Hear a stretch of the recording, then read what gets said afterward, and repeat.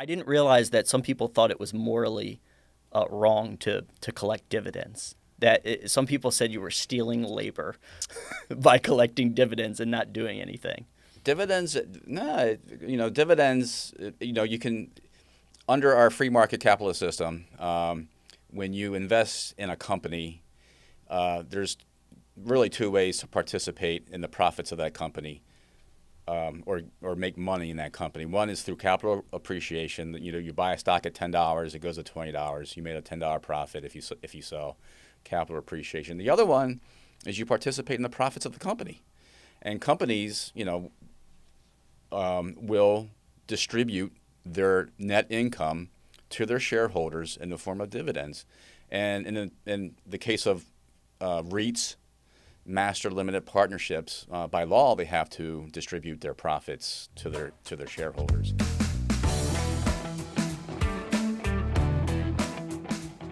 All right, welcome to the Angel Research Podcast. My name is Jason Freiert, and I am here with the one and only, the founder of Angel Publishing, Brian Hicks.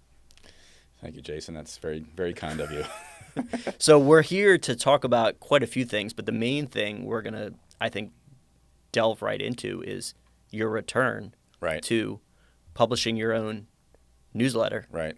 And you're going to be taking over what's currently called the Bull and Bust Report. Right. But we have a new name that I think you're going to reveal right here on this show.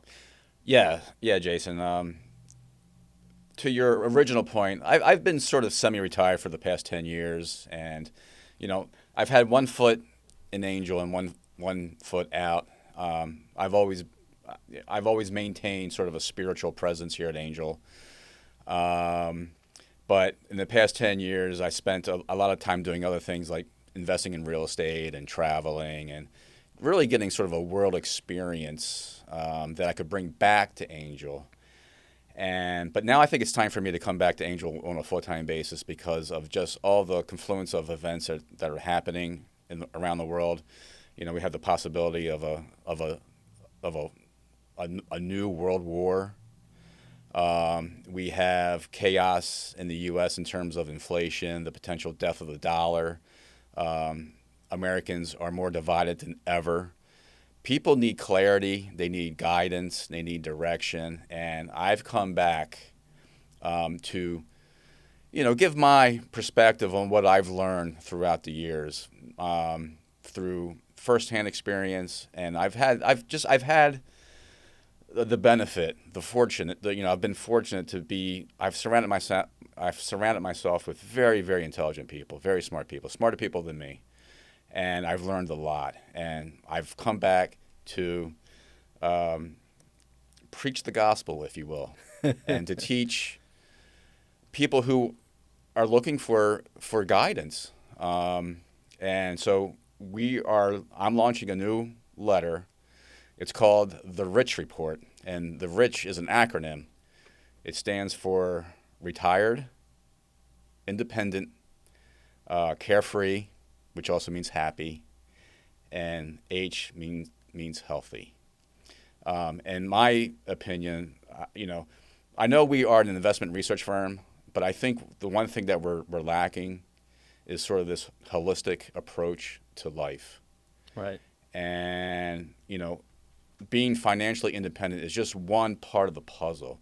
There are other parts of the puzzle of living the good life. And I've been living the good life for the past 10 years, and I want to show other people, how to live the good life, because it seems almost out of reach, but it's a lot easier than you think.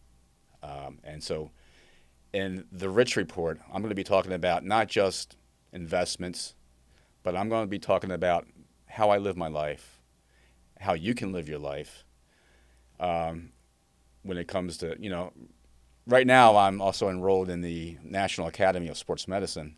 I'm going to become a certified personal trainer and a certified nutrition coach.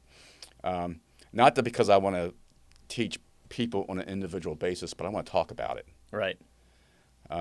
So that's the purpose of this letter. It's almost a catch-all, a panacea, where I can talk about everything and anything under the sun to get you to where you want to go in life.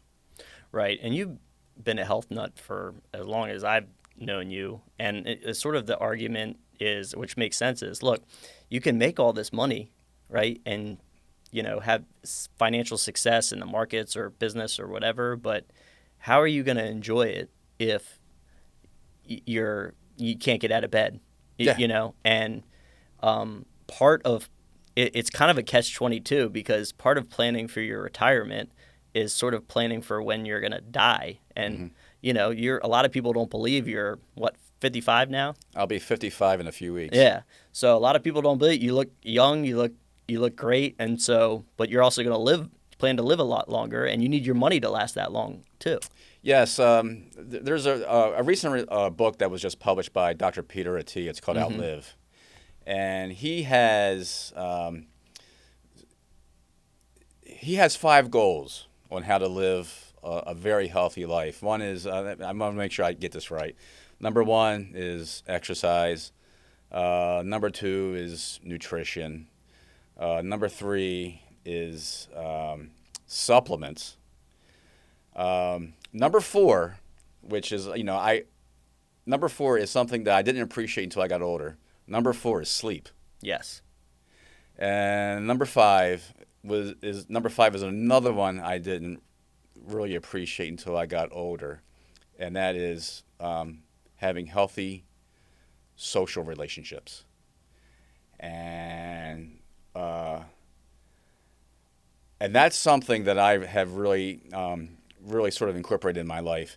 And Dr. Attia talks about, you have this life, and you can either live your life either a bonus decade, which is like do, and then you die, or you can live the last decade of your life as a patient, where you sort of hit this apex and then you just slowly decline. Yeah. And the last 10 years is basically you're just full of doctor's appointments, treatments, missed vacations, or all that. I plan on living from point A to point B as hard as I can, and then go.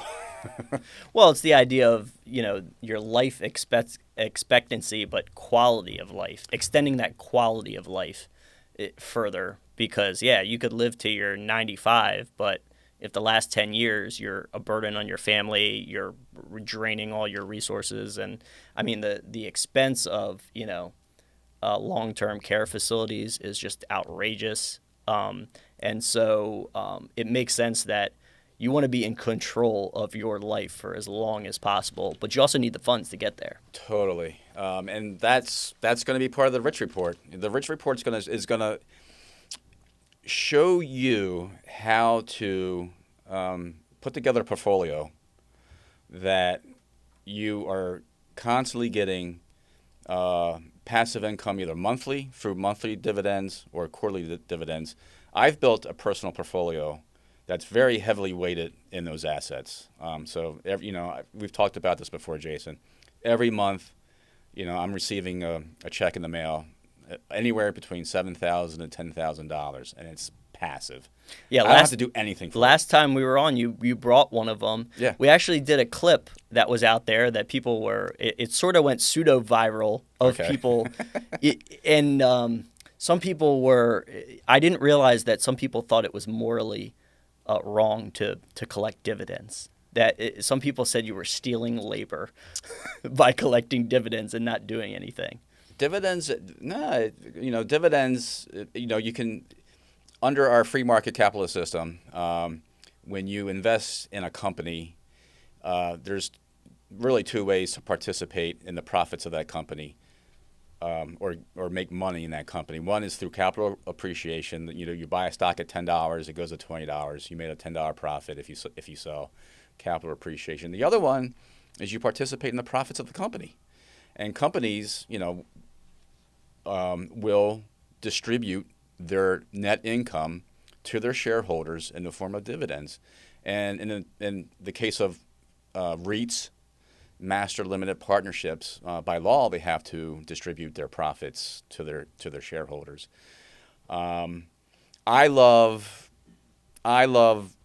owning and buying REITs and MLPs and dividend-paying stocks when the PE multiple is equivalent, when the dividend yield is equivalent to the PE multiple or higher. So, for instance, if I find a stock that's trading at a PE multiple of 7 or 8 or whatever, and it's trading and it has a dividend yield of 7 or 8 or 9%, for me that's a buy. And I'll explain that later in the R.I.C.H report.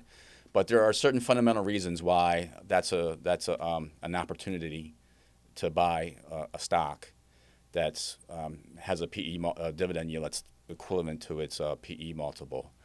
And I've done it over and over and over again. And I sleep well at night. The dividends that I collect on a monthly basis cover my monthly bills and then some. It allows me the opportunity to travel. It allows me the opportunity to play pickleball almost on a daily basis. And it allows you to pursue things that you really want to pursue, things that really fulfill your life, whether it's, I just recently became a grandfather. Congratulations. Thank you. That was sort of a mind kind of, a new chapter in my life, but, I'm entering a new chapter in my life, and I want to be able to enjoy that. And I don't want to be worried about bills or money. And, the R.I.C.H report is going to show you how to do that. And look, you're not saying that happened overnight, right? Absolutely that not. was a accumulation of studying the market, knowing when to buy, when to buy more, when, like you said, when the numbers come in, and sort of riding out. I mean, one of the things that I think you talked about of being a huge component of the R.I.C.H report and just Angel in general is guiding people how to think about market psychology, right? Because a lot of people, I think, they want to follow the trend. They want to jump in when maybe they shouldn't. And sort of the whole contrarian philosophy of our company is to basically do the opposite. Absolutely. Here at Angel, we have a lot of slogans, don't we? Yeah. And, one of the slogans is we are herd leaders. We get to the good grass first. We get to the trends before everybody else. Sometimes we get to those trends way before those trends actually materialize, and we have to wait. But I don't think we've ever been late to the party. I don't think.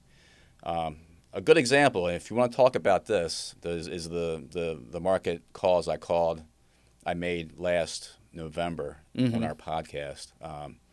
If you want to talk about that. Yeah, we'll do a full breakdown with Alex Koifman soon, where we can review all of them. Okay. But I mean, we were just talking about particularly crypto.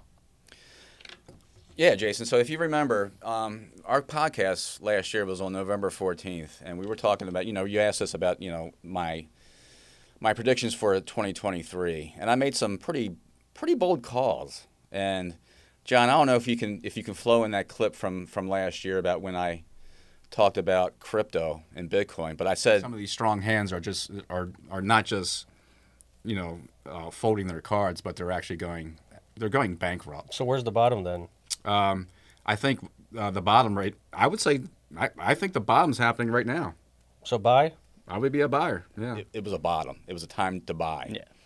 And the reason why I said that because there was so much fear in the market. Yeah. It was so much fear.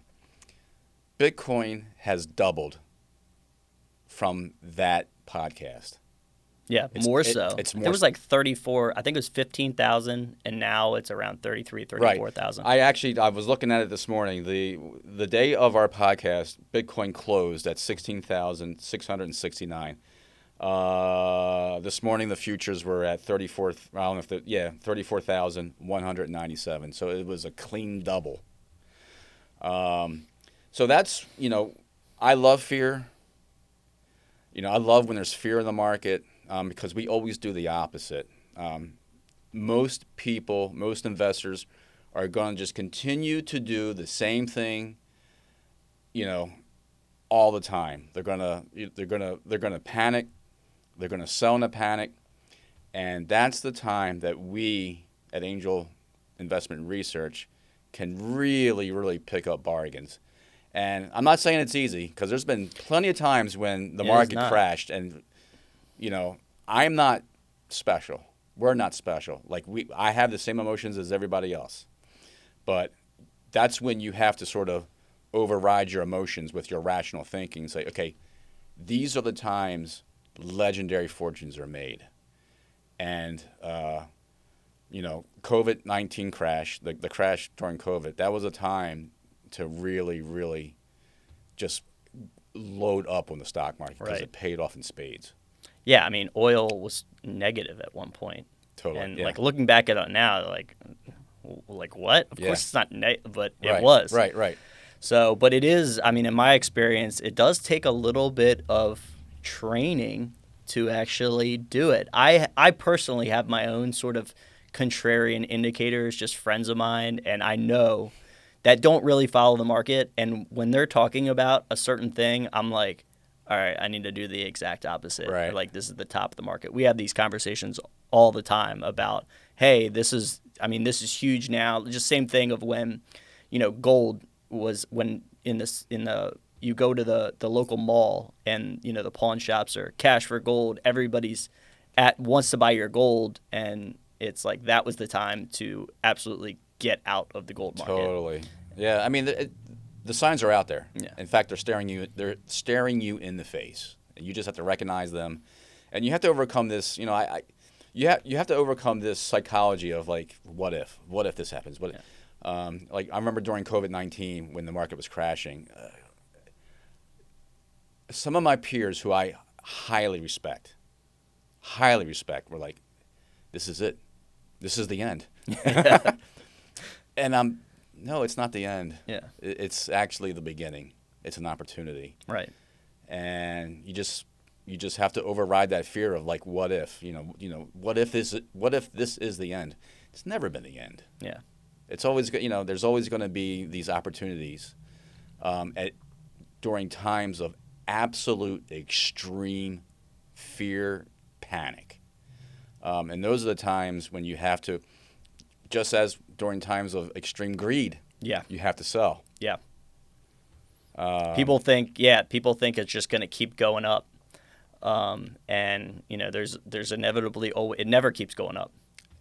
Well, it never keeps going up in a straight line. In a short period of time. Right, in a short period of time. There's always going to be pullbacks, corrections, panics, crashes, just as there's always going to be booms and bull markets and manias. You just have to recognize when they're happening and not get caught up emotionally in them.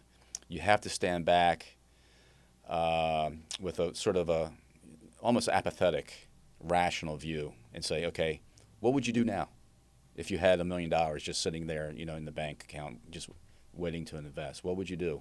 Right. Would you invest in it? Would you hold on? So that's exactly how you have to look at it.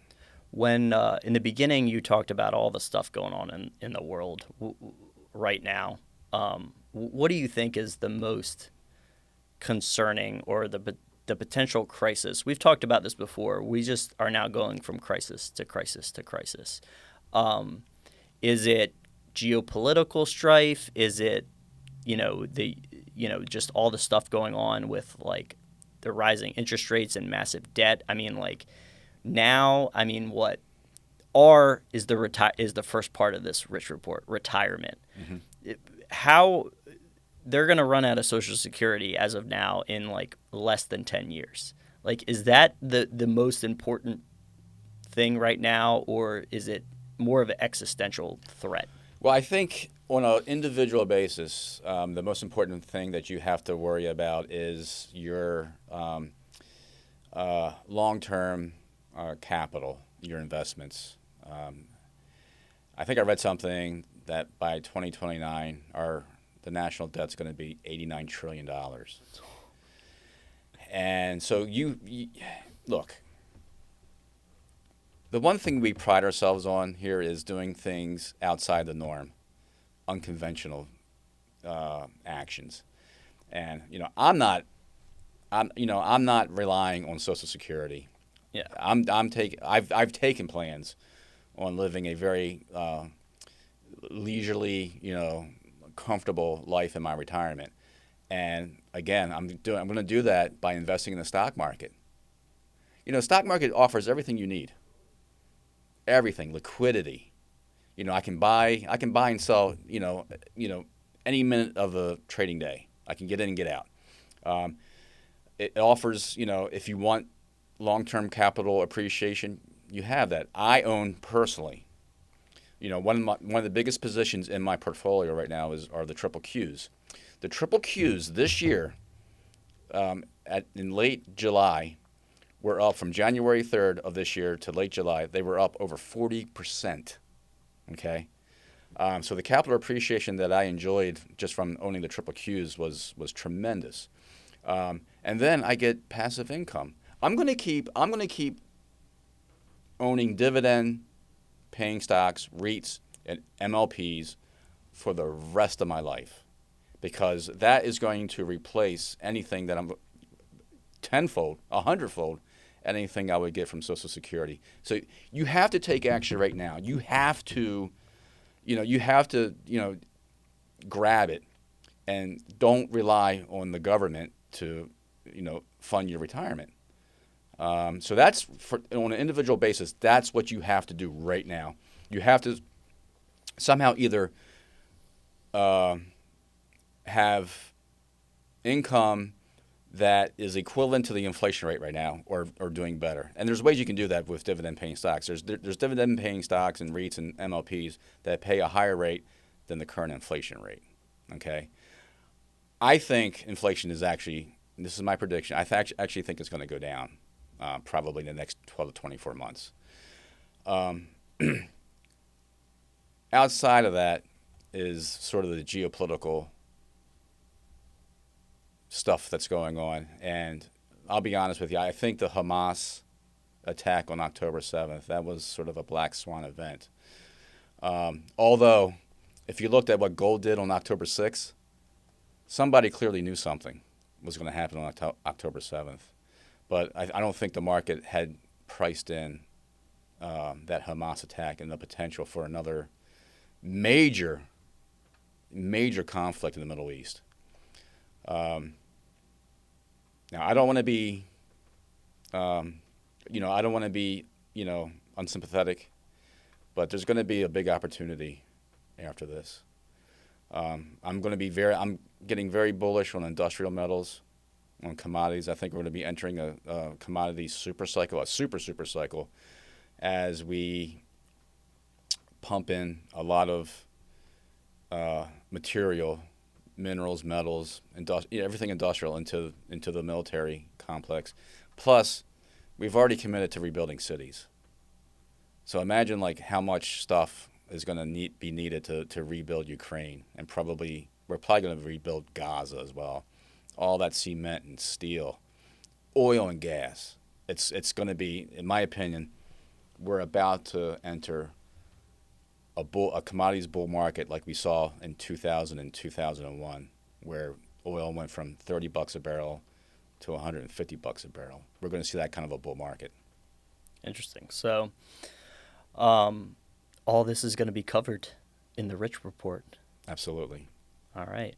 I think that sets the stage. The brand new issue for the R.I.C.H report, I think, is going to come out in November. Yep. So if you're already a member of Bull and Bust, you will get that. And if you are interested in joining Brian's new service, we'll put the link in the description below, or you can give us a call, and the customer service will set you up. Anything else? Do you want to talk about the chat room? Well, yeah. You want to wait, or you can do it? Yeah, go ahead. Announce it. So my plan with the R.I.C.H report is to really build this community, and I hate we're using the word community because it has negative connotations. I like a better label for me is like-minded people. Okay. Because I think community has sort of this, has an association with tribalism and stuff. But our like-minded people chat room is going to be open to everybody who wants to talk about the issues of the day, the Rich Report, lifestyle, hobbies. If you're into pickleball, if you're into working out, if you're into supplements, we're going to be talking about all this in our chat room. And it's going to be open to everybody who has the same interests as me, who wants to learn from me. But I also want to learn from you. Mm-hmm. Okay? I don't pretend to know it all. I'm still learning. That's the beauty. That's the beauty of being 55 years old and just having this curious mind. I learn every day. I learn from you, Jason. Oh, thanks, man. I learned stuff from you yesterday. And I love surrounding myself with people who have the same sort of curiosity as me.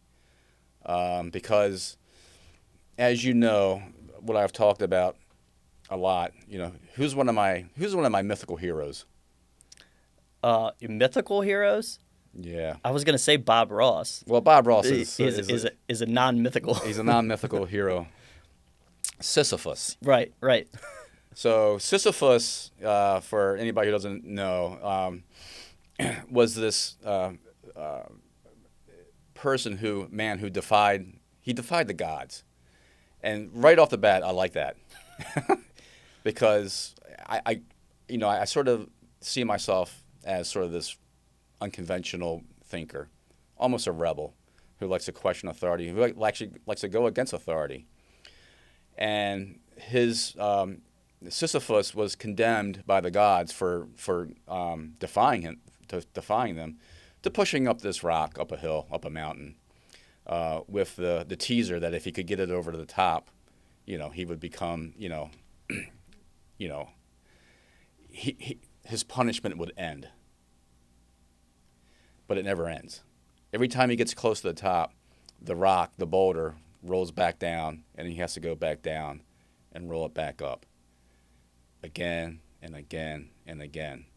And the philosopher Albert Camus did sort of this, try to make meaning of that.